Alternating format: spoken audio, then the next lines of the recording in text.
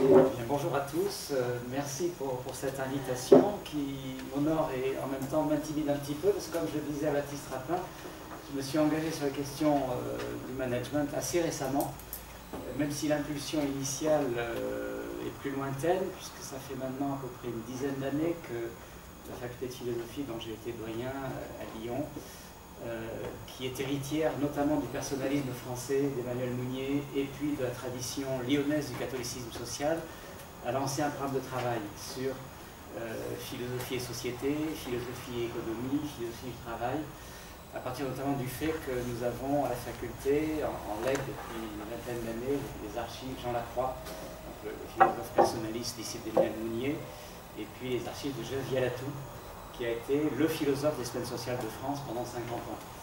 Donc, cette tradition des semaines sociales de France qui a irrigué une bonne partie de la pensée-action française a été très très profonde à Lyon, et donc il se trouve que notre faculté en est un peu héritière avec d'autres. Il y a le mouvement économie et humanisme par exemple à Lyon, etc. Donc c'est ça qui m'a lancé un peu sur ces champs qui n'étaient pas les miens au départ, parce que je suis plus dans la spécialité métaphysique, dans ma formation philosophique initiale. C'est ce qui m'avait conduit à une thèse sur Simone Veil. Alors évidemment, la philosophie du travail de Simone Veil me préparait sans doute déjà à des interfaces avec le management, mais enfin ce n'était pas prévu. Et c'est depuis seulement quelques années que, avec la chaire humanisme, citoyenneté, civilisation, et puis le lancement du Master Philosophie Management l'an dernier, qu'on s'est rapproché des réseaux de recherche dans ce domaine. Voilà. Donc, merci pour cette invitation, que je vais essayer d'honorer du mieux possible, mais en étant un peu insatisfait par le fait que beaucoup de colloques en ce moment font que je vais présenter un texte qui est un peu inachevé par rapport à ce que j'aurais espéré plus exhaustivement au départ. Donc j'ai proposé le titre « Barbarie technocratique et quête d'une civilisation du travail », en pensant qu'à partir de la pensée de Simone Veil, voilà, qui est ce que je connais un peu, on pouvait croiser les débats actuels en management, et c'est pour cela que j'arriverai dans une dernière partie davantage au débat du management aujourd'hui dans la pensée française et italienne. Mais étant donné la suggestion du Congrès, donc je vais partir du concept de barbarie. Et avant d'arriver à une première partie qui se centrera plus sur voilà, mon propos par rapport à des auteurs, en hommage un petit peu à Jean-François Mattei, que nous avons connu plusieurs ici, je voudrais dire quelques mots généraux sur le concept de barbarie dans le contexte actuel dans lequel nous sommes. Ça m'introduira ensuite à la question davantage de la barbarie technocratique et de la civilisation du travail. L'argument qui a été donné pour ce congrès peut en effet apparaître au premier abord tout autant provocateur qu'inopérant. La barbarie n'est-elle pas réservée aux sauvages, qui par définition sont en dehors de la civilisation? La barbarie n'est-elle pas aussi éloignée de la civilisation que l'anarchie, par exemple, l'est des sciences et des techniques du management?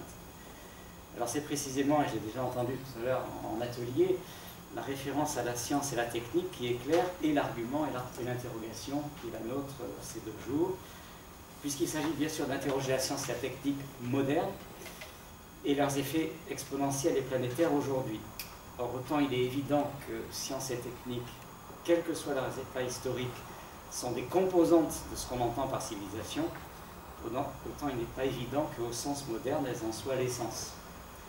La science, essence de la civilisation, les progrès de la science, au sens moderne, de l'extension de la puissance humaine sur la nature comme télos et essence de la civilisation, une part des philosophies des Lumières l'ont cru, et avec elle une grande part de la modernité, mais pour nous qui sommes devenus postmodernes, comme le disait hier Michel Mastroianni, il est devenu modérément moderne, comme le dit aujourd'hui Freddy Bragg, nous y croyons beaucoup moins.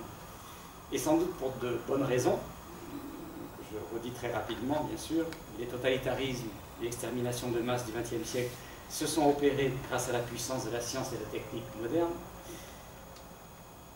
de la Première et Seconde Guerre mondiale, de Auschwitz à Hiroshima. La crise écologique planétaire d'aujourd'hui est issue directement de cette puissance, et la crise économique mondiale est issue également du progrès des techniques financières enseignées dans les business schools du monde entier, comme l'a montré la crise des subprimes de 2008. Alors, le mouvement s'accélérant du post-moderne à l'hyper-moderne, comme disent certains aujourd'hui, il y a encore pire peut-être, parce que nous assistons aujourd'hui stupéfaits à un phénomène inédit et qui semble devenir planétaire lui aussi, celui du terrorisme scientifique, lequel réalise un couplage inédit peut-être de la barbarie et de la science. Car nous découvrons que les progrès formidables de la communication, de l'informatique, du numérique, qui ne pouvaient que créer ipso facto des millions d'amis, comme nous disait Facebook, peuvent aussi créer la menace invisible et universelle d'un terrorisme de masse capable de frapper sans avertissement en tout point du globe. Et nous découvrons surtout que les djihadistes les plus redoutables d'aujourd'hui ne sont pas des paysans incultes de pays sous-développés, mais des membres des élites des pays les plus riches du globe, comme Ben Laden, pour commencer, ou des étudiants en sciences, en informatique de nos propres pays, comme le montre un bon nombre de cas de ceux que l'on appelle aujourd'hui, une formule curieuse, les loups solitaires, responsables des attentats récents en France et à l'étranger. Langage médiatique est peut-être ici étrangement aveugle. Un loup solitaire ne peut être qu'un sauvage, un barbare sans science ni culture. Et on n'interroge pas du coup le fait essentiel que ces loups solitaires sont des loups très scientifiques, formés à l'esprit scientifique et aux techniques les plus modernes. Et voilà ce qui aujourd'hui est devant nous. Alors ici, beaucoup à juste titre pourront objecter, mais en quoi la science et la technique sont responsables de cela? N'est-il pas évident, par rapport au terrorisme auquel je fais allusion, que c'est un fondamentalisme religieux, le plus anti-scientifique qui soit, qui est au fondement de ce terrorisme? De même, dira-t-on, que c'est au nom d'idéologies nationalistes, racistes, idéocratiques, historicistes, qu'ont eu lieu les totalitarismes du XXe siècle. Donc science et technique n'y sont pour rien. Alors une part de cette objection n'est pas fausse, mais je crois qu'il importe d'y répondre, ça va m'amener au thème qui est le nôtre aujourd'hui, en ayant à l'esprit des formules comme celle de Rabelais, « Science sans conscience n'est que ruine de l'âme ». Nous savons depuis des siècles cette formule, mais sans trop, je pense, en saisir le sens profond alors qu'il est assez limpide. Bien sûr, la science n'est pas responsable, ni la technique, comme si on devait en faire des objets diaboliques. Mais la science seule, la science sans conscience, oui, c'est cela que Rabelais avait vu et dont nous recueillons les fruits amers aujourd'hui.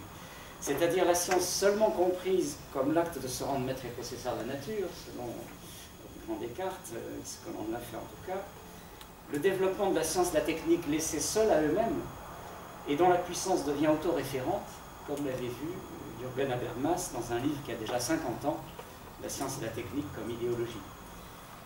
Dit autrement, un homme qui ne serait que scientifique, fasciné par la seule puissance que science et technique peuvent donner sur la réalité, voilà effectivement le type nouveau de barbare auquel la modernité, la post-modernité nous affronte.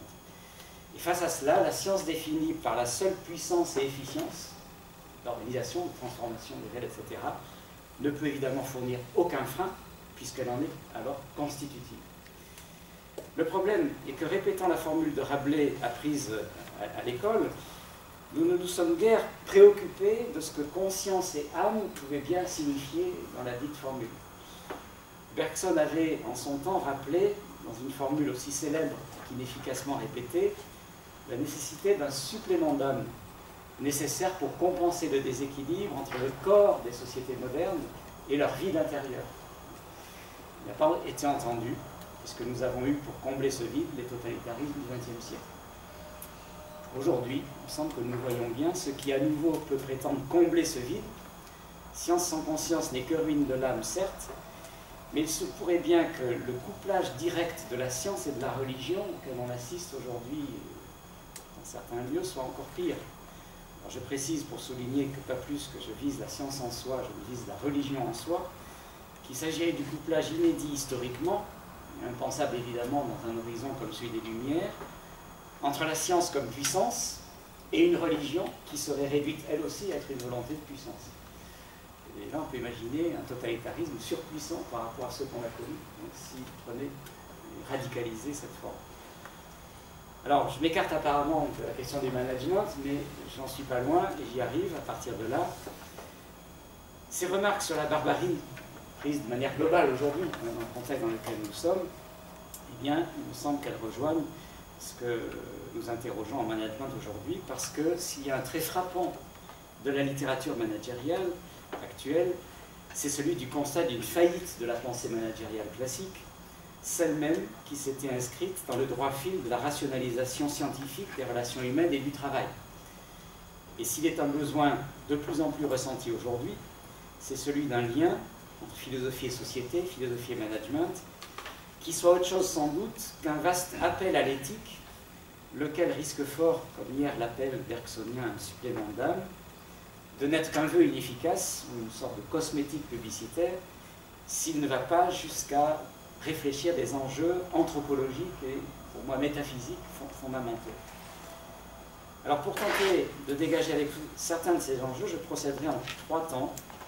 Le premier va consister à rappeler quelques exemples d'usage du terme de barbarie dans les sciences sociales et en philosophie, qui vont commencer à nous introduire à la question qui nous intéresse.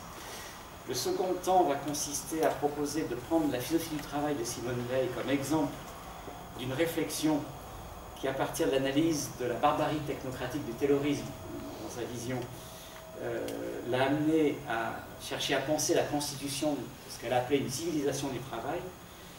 Et c'est cette recherche d'une civilisation, d'une humanisation du travail, dont je suggérerai dans un troisième et dernier temps qu'elle est quelque chose qui rejoint les réflexions critiques que l'on trouve aujourd'hui lors de l'ergonomie française de Wissner ou d'Agnelou, à l'anthropologie du don d'Alain Caillé, ou à la philosophie du management de Pierre-Hugues Gomez aujourd'hui. Et tout cela mettant en premier plan, pour moi, non plus l'organisation de la production, mais une science de l'action, au sens où déjà la philosophie de l'action de Maurice Blondel et les Semaines sociales de France l'avaient générée et cherché à mettre en pratique.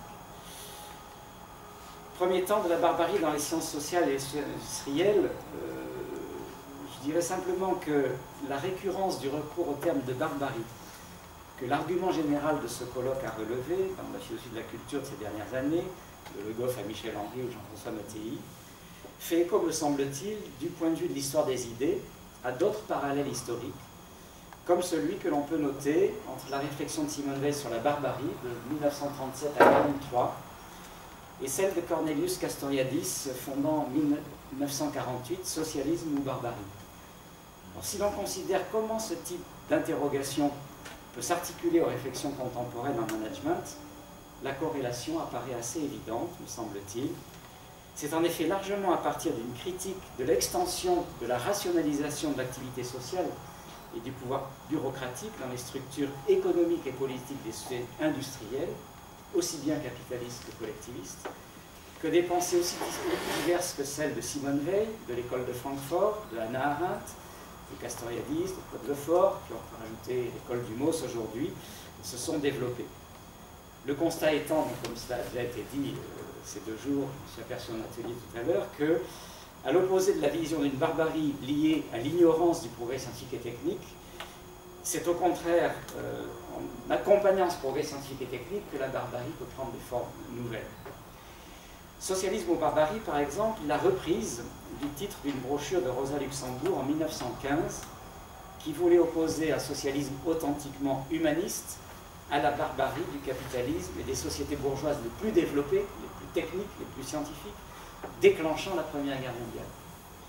Et en créant le mouvement du même nom en 1948, Castoriadis et Claude Lefort voulaient aussi opposer aux dérives étatistes, bureaucratiques et totalitaires de la révolution soviétique la tradition des conseils ouvriers du socialisme humaniste. Cette même tradition des conseils que Hannah Arendt a opposée elle aussi au mouvement historique allant de l'impérialisme au système totalitaire, dans son livre sur les origines. Or, précisément, ce qu'Arendt appelle le système totalitaire n'est pas pour elle, on le sait, à concevoir comme une barbarie insensée, mais au contraire comme l'accomplissement de la pensée réduite au seul fonctionnement logique, comme vous le savez. Ce qui éclaire la barbarie comme banalité du mal, qui consiste à obéir aux ordres, comme la raison obéit à la nécessité logique. Et de cette manière, la conscience se trouve exemptée de tout mal, puisqu'elle n'obéit qu'à un jugement logique, alors que pour un jugement moral, il faudrait un type de jugement tout autre ordre qui consiste à se mettre à la place d'autrui. C'est pas un jugement logique.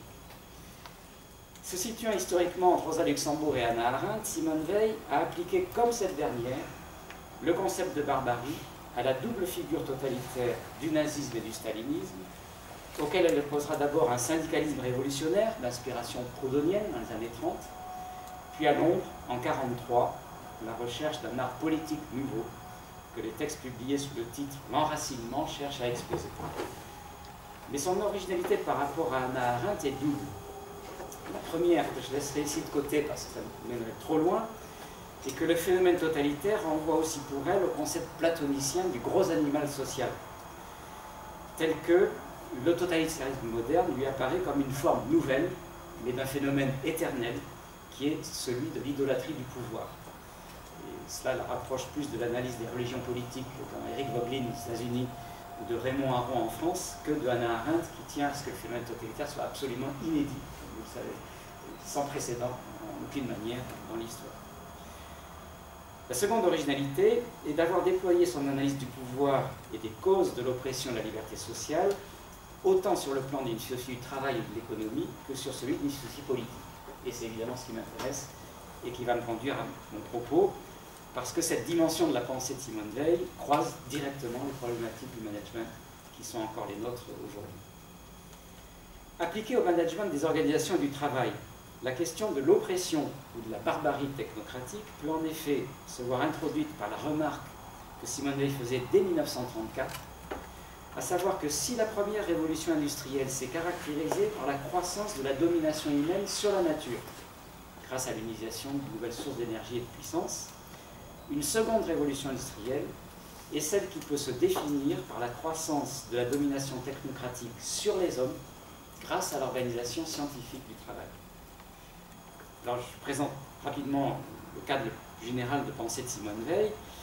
Dans l'ouvrage qu'elle considérait déjà comme un grand œuvre, écrit en 1934, donc les réflexions sur les causes de la liberté et de l'oppression sociale, elle pose comme principe premier que toute société humaine repose sur une division du travail, laquelle, par nécessité, et non pas d'abord par volonté de puissance et d'oppression, crée des hiérarchisations fonctionnelles entre les hommes. Car dès que la société obéit à un minimum d'organisation des fonctions, celui qui exerce les fonctions de coordination, ou qui contrôle les pouvoirs les plus stratégiques, les armes, le pouvoir politique, etc., ou le savoir, possède un pouvoir que n'ont pas ceux qui ne le contrôlent pas. Ce phénomène s'amplifie au fur et à mesure que la société, pour gagner de la puissance sur la nature, crée des systèmes de puissance qui vont à peu substituer à la domination de l'homme par la nature une domination de l'homme par la société. Et du point de vue du concept de travail, c'est donc la séparation des fonctions de coordination et les fonctions d'exécution, qui y sont subordonnées, qui va créer des clivages sur lesquels les systèmes d'oppression et les désirs de puissance vont pouvoir jouer. La révolution industrielle moderne et la généralisation du taylorisme, qui en a été largement la forme, ont opéré une telle radicalisation qui a conduit au développement du prolétariat au XIXe siècle. C'est pourquoi Simone Weil propose dans ses conférences de 1937 sur la rationalisation, la double vision de la révolution industrielle qui sera la sienne. La première, je cite, se définit par l'utilisation scientifique de la matière inerte et des forces de la nature, mais la seconde se définit, je cite à nouveau, par l'utilisation scientifique de la matière vivante, c'est-à-dire des hommes. Et c'est cela qui conduit à la règle absolue de la soumission des travailleurs au rythme de production des machines, ceci par la décomposition maximum du travail en tâches parcellaires de pure exécution, sans qu'on ait plus besoin de penser ce que l'on fait et de coordonner les tâches par soi-même.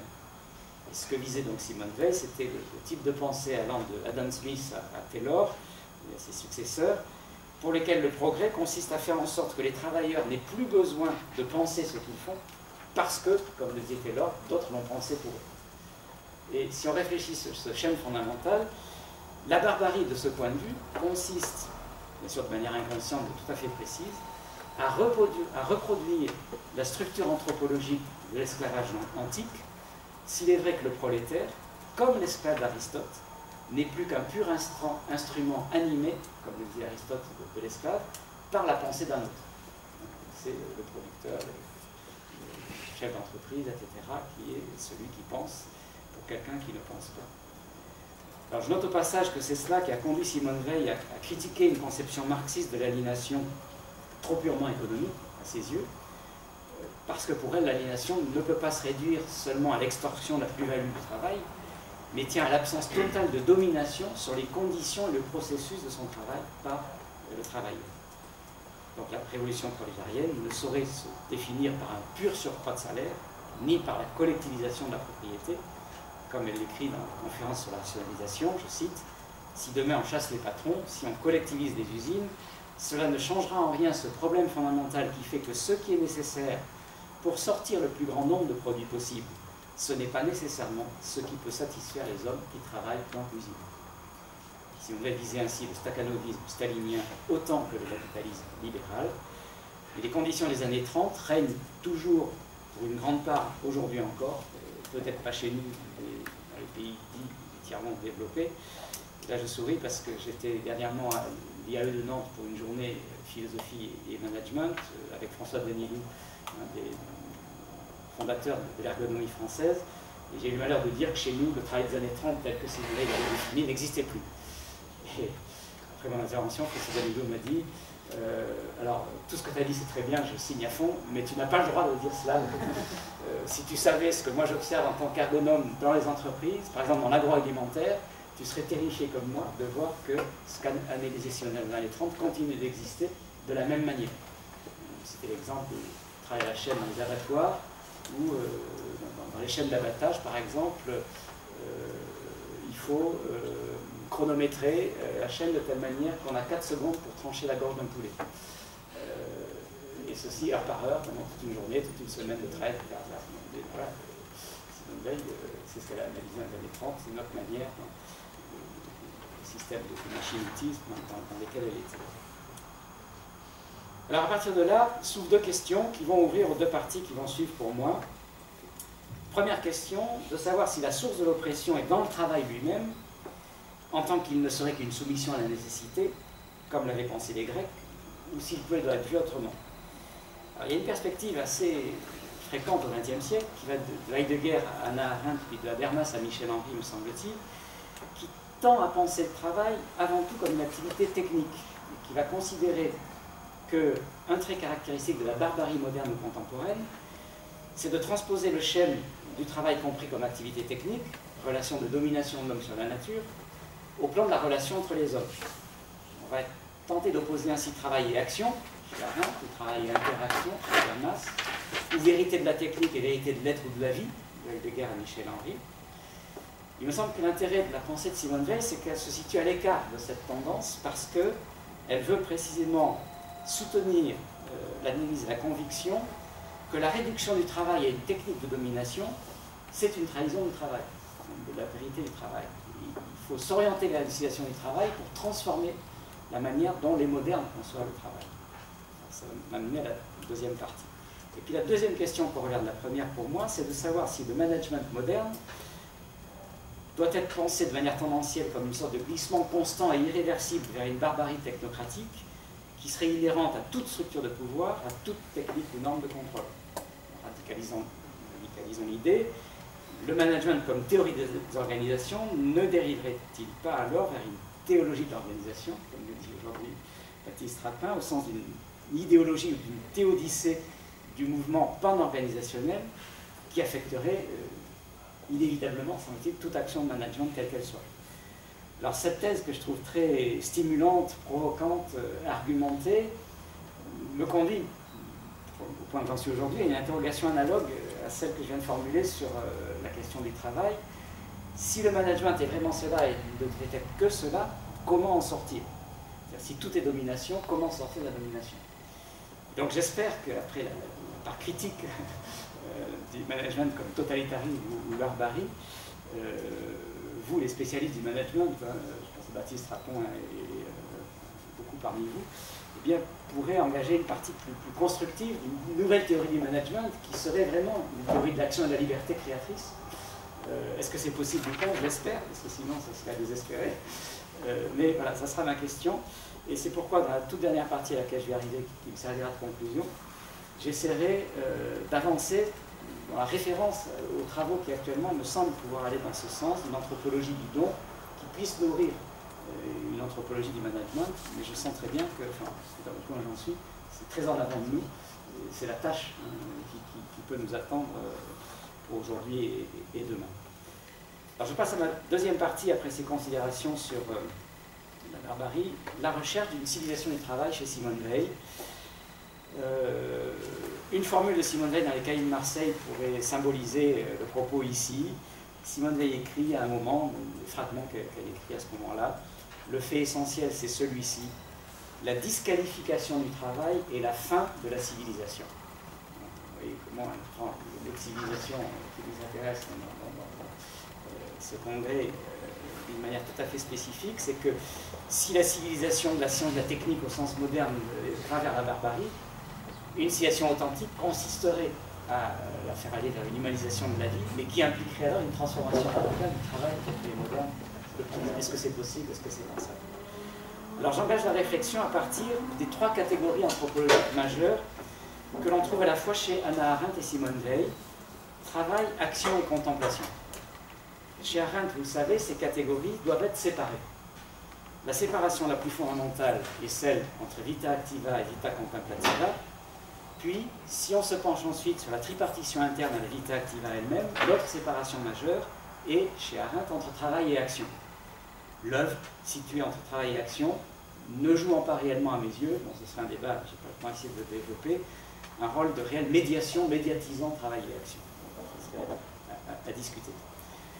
À partir de là, on le sait, aux yeux d'Arendt, la catastrophe moderne, c'est d'avoir substitué le travail, la catégorie de la production économique reliant l'homme à la nature et à la vitalité biologique, à l'action, c'est-à-dire à l'action morale et politique, comme relation, interaction entre les hommes.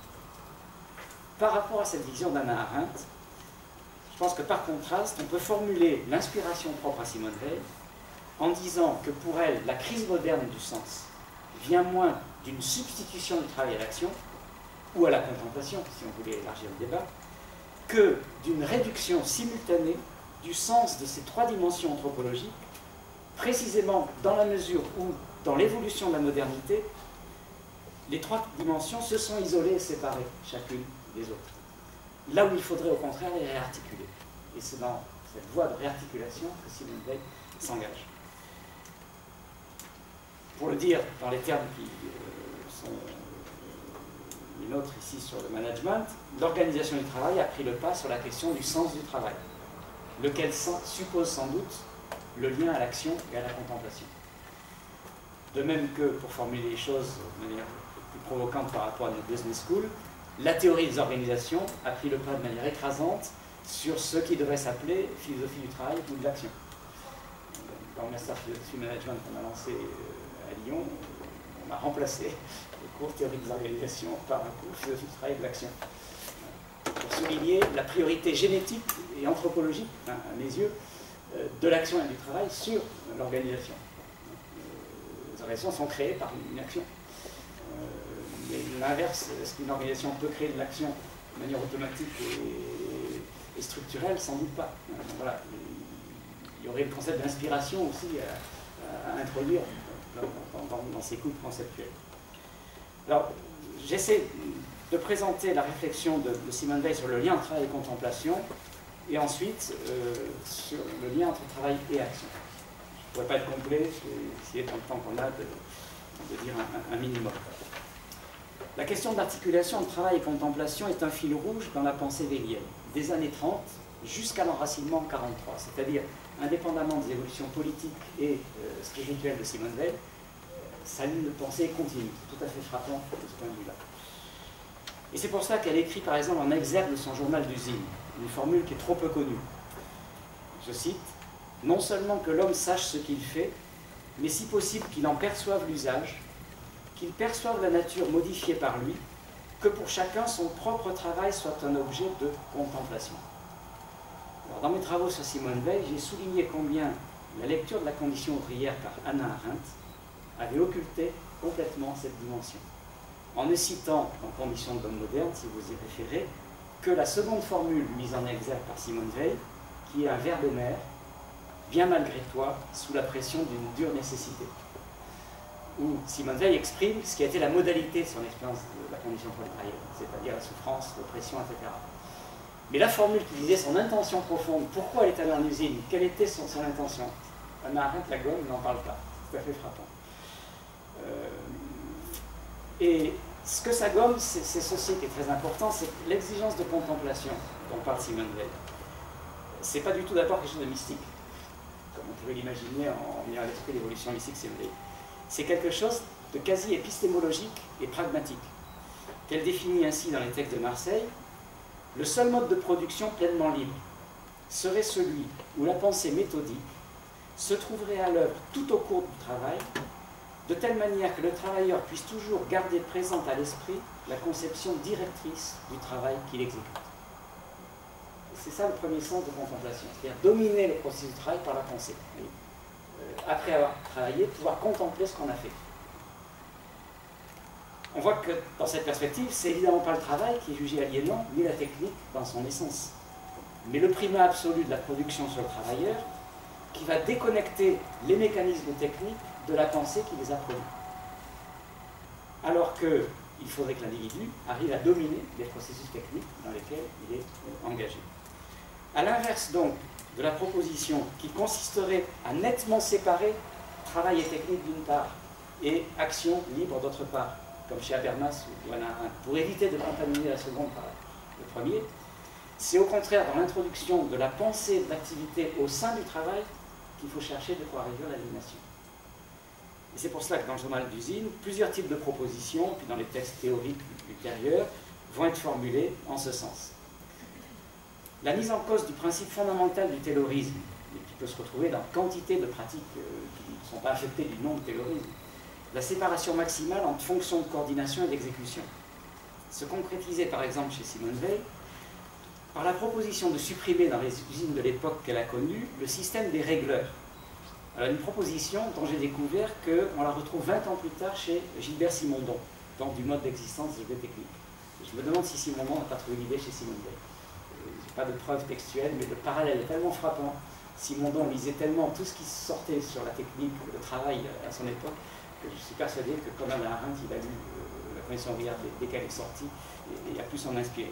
Toujours est-il que ce système des régleurs consistait à rendre les ouvriers passifs et entièrement dépendants des régleurs, sorte de contremaîtres, qui avaient seuls le pouvoir de faire fonctionner les machines, ce qui entraînait une soumission permanente aux ordres et aux brimades, et surtout une inintelligence totale du processus de production. La proposition de réforme de Simone Weil, dès qu'elle fait l'expérience de la vie d'usine, est celle-ci, je cite, type d'exemple de texte, des machines, outils divers se côtoyant dans un même atelier, le montage à côté, la disparition de l'usine, la disposition de l'usine, visant à donner à chaque travailleur une vue d'ensemble. Voilà ce qui me semble devoir être réalisé. Cela suppose évidemment la suppression du système des régleurs. Dans un autre passage, elle écrit un an plus tard, j'imagine une économie décentralisée où nos bagnes industriels seraient remplacés par des ateliers avec des machines automatiques extrêmement souples, donc les ouvriers pourraient régler eux-mêmes. Les ouvriers, tous hautement qualifiés, passeraient le meilleur de leur temps au réglage. La distance entre ouvriers et ingénieurs tendrait à s'effacer, de manière que les deux fonctions puissent être assumées par le même homme. C'est exactement les propositions qu'on retrouvera chez Simone Weil. Alors cela suppose pour Simone Weil l'abolition de ce qu'elle appelait le mystère de la machine, dans la condition ouvrière, où elle s'aperçoit que par ignorance, le rapport des causes et des effets dans le travail technique même n'est pas saisi. Il dit rien n'est moins instructif qu'une machine. Faute d'avoir fait des mathématiques, l'ouvrier ne comprend pas comment fonctionne une machine. Il n'y voit pas un équilibre de force. Donc elle va revendiquer avec tous les anarcho-syndicalistes, comme on dit à l'époque, la revendication d'un minimum de culture ouvrière pour que les ouvriers puissent maîtriser ce qu'ils fassent et avoir l'intelligence de ce qu'ils font. Remettre les machines à leur place dans le monde des significations du sujet, c'est aussi la proposition qu'on trouvera chez Simondon dans sa philosophie de recentralisation de la technique dans le monde de la culture. Et donc à partir de là, il s'agit aussi d'abolir le mystère de la fabrication, car au mystère de la machine s'ajoute le fait, dans ça de Simone Weil, qu'un ouvrier dans les usines qu'elle a connues ignore l'usage de chaque pièce qu'il fait, la manière dont elle va se combiner avec d'autres, la succession des opérations qui sera accomplie par toute la chaîne de travail, et puis l'usage ultime de l'ensemble. Et c'est absolument anormal, un ouvrier ne peut être fier de son travail que s'il voit le rôle qu'il a dans un processus d'ensemble. Et que si s'il peut voir ou savoir quel est le but ultime de ce à quoi il a participé. Donc elle admirait les temps modernes et Chaplin, qui justement pour elle était la symbolisation de cette ignorance et de cette instrumentalisation totale du travail. Ce qui l'a conduit jusqu'à l'idée qu'il faut déconcentrer les systèmes de production en inventant partout où c'est possible des machines en petits ateliers, et elle imagine même qu'avec les progrès de l'électricité, on puisse développer le travail à domicile. C'est extraordinaire, la révolution informatique a réalisé cela. Pour nous, aujourd'hui, à l'évidence, elle avait eu cette intuition dès les années 30, ce qui est quand même assez extraordinaire. Alors c'est seulement une fois que tous ces niveaux d'analyse, vous voyez que je rappelle rapidement, sont vus, où il s'agit de dominer le travail et la technique par la pensée, que le terme de contemplation que Simone Weil utilise passe à des niveaux supérieurs, qui vont être ceux de l'ontologie, de la métaphysique, voire de la religion. Je vais les indiquer rapidement. Ce qui est très intéressant, c'est qu'avant d'arriver à des références de type religieux et mystique, c'est à des références purement scientifiques et philosophiques que Simone Weil se livre, parce que les auteurs, par exemple, auxquels elle se réfère, c'est Newton ou Proudhon. Dans quel sens? Dans le sens où il n'y a pour elle, comme pour Proudhon, de travail proprement humain que dans et par l'appréhension des lois de l'intelligence du réel sur lesquelles on travaille.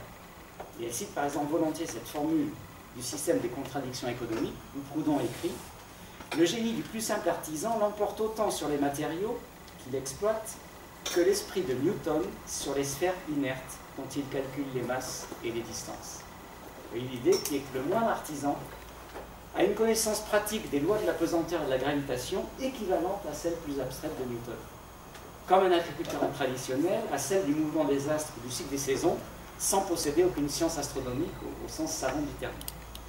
Ce qui suppose donc, on voit bien, de définir le travail comme un acte de l'esprit à la fois immanent et transcendant la nature, ce qui renvoie chez Simone Weil de nouveau à Proudhon, pour lequel, je cite une autre formule, en nous découvrant l'infini partout dans l'art et la nature, le travail rend l'esprit créateur, c'est-à-dire la divinité même, immanente et sensible chez tous les travailleurs. La divinité dont parle Proudhon, c'est la divinité de l'esprit humain, qui mystérieusement trouve dans la nature de quoi lui correspondre. Une sorte de logos immanent à la nature, pas de transcendance chez Proudhon, mais il y a une conception de l'esprit, du spirituel, de l'intelligible, qui est déjà métaphysique, même si elle n'est pas théiste, comme celle qu'on retrouvera chez Alain, qui a été le premier philosophe maître pour Simone Weil. C'est à partir de là que Simone Weil a développé sa métaphysique de la médiation, où les intuitions de type panthéiste d'un Proudhon se sont conjuguées ensuite pour elle avec les pensées catholiциennes et chrétiennes. Avec cette idée que le travail authentique, comme expérience d'union de l'âme et du corps, si on le dit en termes cartésiens, mais l'important c'est l'union, c'est plus le dualisme, ou d'union de l'homme et du monde, c'est un des moyens pour l'homme, comme elle le dit dans l'essai de 1934, de renouer le pacte de l'esprit avec l'univers et de s'unir au logos de l'univers. Et là, on a la dimension cosmologique et déjà écologique de la pensée de Simone Weil, que je vais pas le développer, mais je la signale à partir de là. C'est en relisant Platon et les modernes de cette manière que Simone Weil va regretter que Platon, qu'elle admire plus que tout sur la philosophie, n'a pourtant à ses yeux vu que la moitié de la vérité de l'homme, parce que s'il a vu par exemple que la science et les arts sont des métaxus vers le divin, des médiations vers le divin, il ne l'a pas vu pour le travail. Et donc elle va écrire à Marseille par exemple ce type de formule dans les cahiers, elle fait une mise en colonne, art, science, travail, elle met l'accolade philosophie première, et elle ajoute Platon n'a dit que la moitié. Il a vu que l'art et la science sont des médiations vers le logos, vers le divin, il ne l'a pas vu pour le travail. Et les anciens ne l'ont pas vu, et les modernes ne le voient pas non plus. Donc le drame est des deux côtés, et il faut sortir de cette crise de la civilisation qui fait que aucune civilisation vraiment humaine n'a encore eu lieu sur la Terre. Voilà, si on prend ce critère de lecture. Le Moyen-Âge l'a essayé, sa spiritualité du travail, mais voilà, la modernité de la Renaissance tout de suite a rabattu cette vision sur la technique, la productivité moderne, etc. C'est pourquoi elle écrira dans l'enracinement en 1943 à Londres ce type de passage qui est assez extraordinaire. Notre époque a pour mission propre, pour vocation, la constitution d'une civilisation fondée sur la spiritualité du travail. Les pensées qui se rapportent au pressentiment de cette vocation et qui sont éparses, écoutez la série de références que vous connaissez peut-être, chez Rousseau, George Sand, Tolstoï, Proudhon, Marx, dans les encycliques des papes, les auteurs qui seraient tous un peu étonnés d'être ensemble, n'est-ce pas? Et ailleurs, donc il y en a d'autres, mais je ne les cite pas, sont les seules pensées originales de notre temps, les seules que nous n'ayons pas empruntées aux Grecs. C'est parce que nous n'avons pas été à la hauteur de cette grande chose qui était en train d'être enfantée en nous que nous nous sommes jetés dans l'abîme des systèmes totalitaires. Combler ce vide de spiritualité en ne gardant que la puissance, produite par le travail technique moderne, et qui vont en faire une spiritualité en elle-même, idolâtrie. Alors à partir de là, il faudrait exposer la spiritualité du travail complète de Simone Weil au-delà de ce qu'on peut faire. Il y a toute une symbolique des métiers qui est cosmologique chez Simone Weil. C'est tout à fait étonnant, mais ça nous mènerait trop loin. De même que, si on voulait être complet, il faudrait montrer comment cette articulation entre travail et contemplation est articulée ensuite dans sa métaphysique religieuse à une métaphysique de la création, où Dieu lui-même se repose et contemple son travail dans la création, si vous vous référez au récit de la Genèse. Il dit que cela était bon. Et puis le 7e jour, il se repose. Donc l'idée que travail et contemplation sont une vérité qui s'impose même à Dieu. Et que l'homme est à l'image de Dieu en devant équilibrer travail et repos, travail et contemplation. Alors ça mène à la question du travail du dimanche aujourd'hui, par exemple. Là, voilà, une actualisation immédiate du propos de Simone Weil sur ce plan. Le fait que l'idéologie du travail qui fait qu'il ne doit plus attendre repos, plus de temps réservé à autre chose pour pouvoir contempler ce qu'on a fait en dehors du sphère de sa travail, c'est une question métaphysique et c'est une question sociale aujourd'hui, vous le savez bien. Bon, je laisse ça de côté, ça serait l'objet d'un autre séminaire. Je passe à travail et action rapidement. Je vais être un peu plus court là-dessus, bien que là, on pourrait rester plus longtemps également. Du point de vue des analyses qu'on vient de voir, donc il me semble que, autant, je reprends le parallèle avec Hannah Arendt, la force d'Arendt est de contester radicalement la réduction moderne du politique à l'économie, de revendiquer la capacité de parole de chaque sujet comme condition de la démocratie. Autant, par contraste avec Simone Weil, elle est restée trop grecque dans la manière de penser le travail comme une négation de l'humain. Si elle l'a été, c'est parce que la modernité industrielle, en créant l'aliénation qu'elle a créée, confirme, si l'on veut, le point de vue grec. Mais refuser la réduction du travail de l'aliénation, ou à une pure dimension de production, c'est simplement, si on prend le regard de Simone Weil, avoir conscience que le travail est un acte humain qui met en lien avec le réel, avec les personnes, et qui est donc nécessairement un acte supra-économique. Au lieu de séparer travail et contemplation, au lieu de séparer travail et action, il s'agit plutôt d'élever le travail et au niveau de la contemplation et au niveau de l'action. Donc j'arrive à ce niveau-là, le lien travail et action, où j'ai été frappé donc, de découvrir, parce que moi je faisais ma thèse sur Simone Weil, personne n'en avait parlé, que Simone Weil, par exemple, avait été une source d'inspiration de premier rang, on en parlait tout à l'heure en atelier, pour l'ergonomie et l'ergologie française. Notamment pour Alain Wissner, qui fut le premier titulaire de la chaire d'ergonomie au RNAM. Et les deux principes fondamentaux de la pensée de Simone Weil que Wissner, par exemple, a repris, je le traduirai ainsi pour ma part. Le premier, c'est celui de la primauté du sujet du travail sur son objet, qui conduit à se pencher sur ce que Wissner et les ergonomes ont appelé l'activité de travail, c'est-à-dire le phénomène de différenciation récurrent dans tout travail entre ce que l'ergonomie appelle travail prescrit et travail vécu ou travail réel. Le fait que l'activité de travail consiste constamment, en s'appropriant un poste de travail, à renormaliser les tâches dans lesquelles on est engagé et à avoir toujours une dimension inventive qui dépasse ce qui a été normé, prescrit au départ, parce que l'activité subjective est une activité toujours créatrice, recréatrice et transformatrice des normes dans lesquelles elle est. Et le deuxième principe, c'est la primauté donnée à la coopération entre les travailleurs par opposition à la séparation des fonctions qu'avait institué le taylorisme, le management rationalisé dont nous parlons. Et ici, on retrouve l'idée commune à Proudhon et à Simone Weil, selon laquelle le travail est un lieu majeur de la coopération et de la solidarité entre les hommes, de sorte que ce que Arendt et Habermas appellent l'interaction, elle est, pour une Simone Weil, pour l'ergonomie, au cœur du travail, et non pas séparée, opposée à lui. Dans une dissertation d'agrégation de 1930 intitulée « Fonction morale de la profession », Simone Weil soulignait que la division sociale du travail, si elle n'est pas pervertie par l'oppression et l'aliénation, elle doit exprimer avant tout le phénomène d'échange et de collaboration des producteurs, vous reprenez la formule à Proudhon, obligeant à sortir du modèle de l'individu gouverné par la seule recherche de l'intérêt individuel au profit d'une anthropologie intersubjective de la réciprocité et du don mutuel entre les hommes. Remettez donc ainsi la relation humaine au centre de la question du travail, et elle reprenait ainsi l'anthropologie du don qu'on trouve chez Proudhon, qui est tout à fait étonnante, parce que quand on va la voir, Proudhon, qui était un philosophe athée, faisait une sorte de transposition laïque du christianisme en transposant l'idée chrétienne d'Eucharistie dans l'anthropologie sociale, avec l'idée que le travail social était un équivalent de l'Eucharistie chrétienne. C'est tout à fait frappant, c'est quelque chose qu'on ne connaît pas, qu'il faudrait réétudier. Dans le système des contradictions économiques, que Marx méprisait souverainement, bien sûr, Proudhon développait une philosophie du travail où l'égalité moderne de tous devant le travail devait rompre avec les traditions sacrificielles propres aux religions et sociétés antiques en conduisant au vrai sens spirituel et social du sacrifice de soi. Et il avait par exemple ce type de formule. Ce n'est pas sous la forme de sang et de chair que l'homme doit se nourrir de sa propre substance, c'est sous la forme de pain, c'est du produit de son travail, hoc est corpus meum.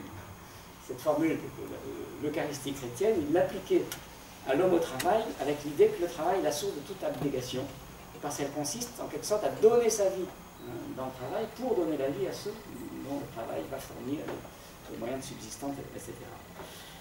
Dans cette perspective, le travail est nécessairement un rapport éthique à autrui, puisqu'il vise à donner la vie à ceux auxquels il est destiné. Et l'accent est alors mis à la fois sur la recréation de soi par le travail. L'homme se nourrit de son travail, puisqu'il a besoin de ça pour que son métabolisme s'opère. Et c'est un service et un don de soi mutuel entre les hommes, puisque c'est ce qui construit la société. Et donc Simone Weil va radicaliser cette idée dans son œuvre, dans ses cours, à Auxerre en 1932-33, par exemple, à ce type de formule, où après avoir cité Proudhon, elle écrit « L'homme donne son sang, sa chair à l'homme sous forme de travail, l'homme se donne à l'homme en tant que travail. » Alors ces formules, pour moi, rejoignent tout le débat sur l'anthropologie du don, dans le courant maussien, et dans le débat sur le don, dans la philosophie et les sciences sociales contemporaines. J'arrive ainsi à mon dernier point qui va me servir de conclusion, sous le titre « Anthropologie du don et management ». J'ai essayé de rapidement croiser les débats en cours sur le don aujourd'hui, de la philosophie aux sciences sociales et au management. On le sait, un débat opposé en France, ce que j'ai proposé d'appeler dans des articles récents, à la suite de Marcel et Naff, d'un côté le don des philosophes, de l'autre côté le don des sociologues. Le point de départ de ce débat, initié par les philosophes Jacques Derrida et Jean-Luc Marion en France, a été la critique de l'essai sur le don de Marcel Mauss comme étant non pas l'exposé d'une philosophie du don, mais d'une philosophie de la réduction du don à l'échange, puisque le don traditionnel analysé par Mauss implique, vous le savez, de rendre l'appareil. À quoi les Maussiens, de Albert Caillé à Marcel et Naff aujourd'hui, répondent qu'un don pur, sans aucune forme de réciprocité possible, n'a effectivement aucun lien social, aucun sens social, et donc n'est sans doute qu'une abstraction ou une sorte d'utopie mystique, si on y tient, correspondant alors à la charité chrétienne entendue comme amour pur, sans aucune dimension de réciprocité. Alors on sent bien que si on se réfère à une pensée comme celle de Simone ou Proudhon, à laquelle je viens de me référer, on ne pourra pas prendre son parti d'une telle opposition entre don pur ou gratuit d'un côté, et puis don intersubjectif de l'autre, don maussien ou charité. Et c'est ici que je voudrais conjuguer la référence à 3 ouvrages récents, à la frontière de l'économie et du management, qui me semblent pouvoir indiquer la direction pour dépasser cette antinomie, et dont l'horizon de pensée, me semble-t-il, peut aider à réduire la barbarie économique et managériale dont nous parlons ces 2 jours, et dont nous sommes partis au début de cette intervention. Le premier ouvrage auquel je pense est La Révolution du don, d'Alain Caillé et Jean-Louis Grésy, qui est paru au Seuil en 2014, sous-titré Le management repensé, qui est une application du don maussien au monde de l'entreprise et du management. Si je cherche à en résumer l'idée force par rapport à ce qui m'intéresse ici, je dirais qu'il s'agit d'un plaidoyer pour fonder la reconnaissance du travail sur l'échange réciproque et la mutualité des dons et des talents dans les collectifs de travail. Ce qui revient à penser le travail sous la catégorie du don compris comme échange des dons au sens de Mauss. Mais l'idée d'une gratuité qui dépasserait l'échange n'est pas clairement possible et intégrée dans cette perspective. Donc, certains diront, sommes-nous dans l'économie ou dans le don? Et c'est là où je vais me tourner vers un second ouvrage, traduit récemment en France de l'économiste italien Luigino Bruni, La blessure de la rencontre, l'économie au risque de la relation, paru chez Nouvelle Cité. C'est le premier numéro de la collection du Grâce que nous lançons avec Pierre-Yves Gomez de l'EM Lyon chez Nouvelle Cité. L'originalité de cet ouvrage, c'est de chercher à appliquer au monde du travail et de l'économie, alors je ne prends qu'un des chapitres de l'ouvrage pour ce qui m'intéresse ici, appliquer au monde du travail et de l'économie les trois catégories anthropologiques classiques qui, depuis la Grèce et le christianisme, nous aident à penser l'amour. Eros, Philia et Agapé. Eros désigne le désir individuel, Philia l'amitié, donc la réciprocité, en échémos,